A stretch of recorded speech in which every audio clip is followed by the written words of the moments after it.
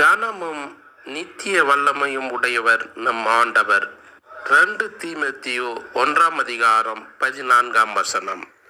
உன்னிடத்தில் ஒப்புவிக்கப்பட்ட அந்த நற்பொருளை நமக்குள்ளே வாசம் பண்ணுகிற பரிசுத்த ஆவியினாலே காத்துக்கொள். நமக்குள் மாயமற்ற விசுவாசம் வேண்டும். சுத்த மனச்சாட்சியோடே ஆராதித்து தேவனை ஸ்தோத்திரிக்க வேண்டும். தேவ ஐக்கியத்தில் நிலைத்திருக்க வேண்டும்.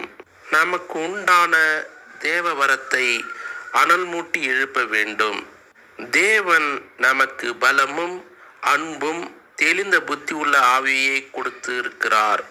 மனிதனிடம் கேட்பதை விட ஆண்டவரிடம் கேள். விசுவாசத்தில் ஆழமாயிரு. மாயமற்ற விசுவாசத்தோடு இரு. விசுவாசத்தில் நிலைத்திரு. எல்லா நாளும் ஒரே விசுவாசம் வேண்டும். கர்த்தர் அற்புதம் செய்வார். ஆமேன்.